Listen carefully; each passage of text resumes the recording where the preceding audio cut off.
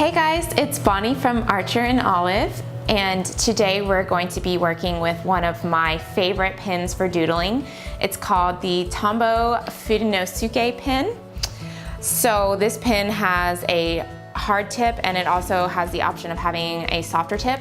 I like the hard tip for doing like detailed work, but today we are going to be working with the soft tip. So let's go ahead and hop on over to my desktop and we'll get started. To start with, I'm using our Archer and Olive sketchbook. These books are just really great for the Fudenosuke pen because the paper is so thick and you're not going to have that ghosting on the other side. It's also really smooth and really white, so the pen just kind of glides along, which makes it really fun, especially if you're using the soft tip. Coloring in the darker areas is really simple. I'm using the soft tip because I think it's easier to get more of a variation in your line. If you're a beginner, I do recommend starting out with the soft tip as well. I've heard a lot of people say it's easier to use. And I'd say the main difference between the hard tip and the soft tip is the amount of pressure you have to apply to the pen to get a really thick line. The Fudenosuke can be a little tricky to use at first, but once you get the hang of it, you're not going to want to put it down. What I would suggest is to write with it for a few minutes before you actually get started on your art piece. Test out the range of line widths you can get with the Fudenosuke first, just so you know how hard you're going to have to press. So try drawing like the very thinnest of lines and then slowly graduate those into the thickest lines that you can draw.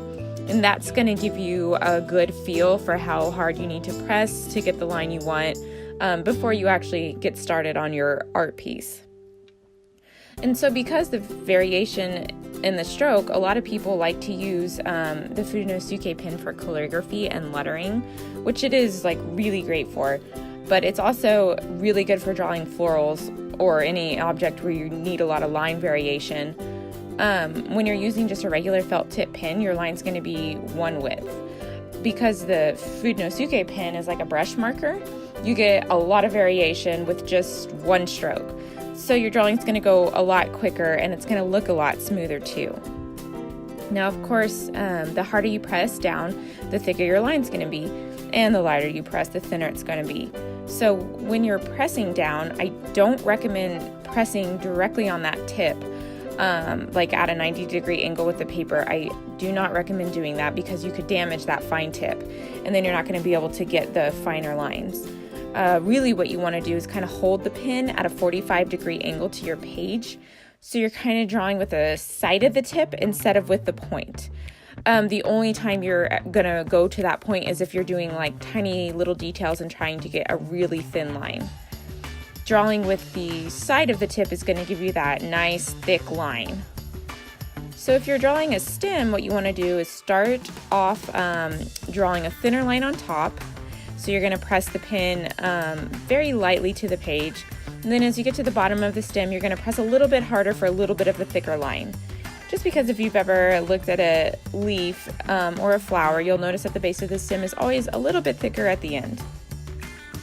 And then when you're coloring in the dark areas, you can press down really hard just to cover more surface. It just makes the drawing process go a lot quicker. That's going to be all for our tutorial today. I highly recommend checking these pens out, and I'll drop a link to where you can purchase them in the comments below. If you have any questions, please don't hesitate to ask. I'd be happy to answer them. And then as always, if you like what you see, make sure you subscribe because I will be posting a new tutorial every week. And you can also follow us on Instagram. Our handle's in the comments below. Thanks for watching, you guys. I will see you next week when we do our April Plan With Me spread.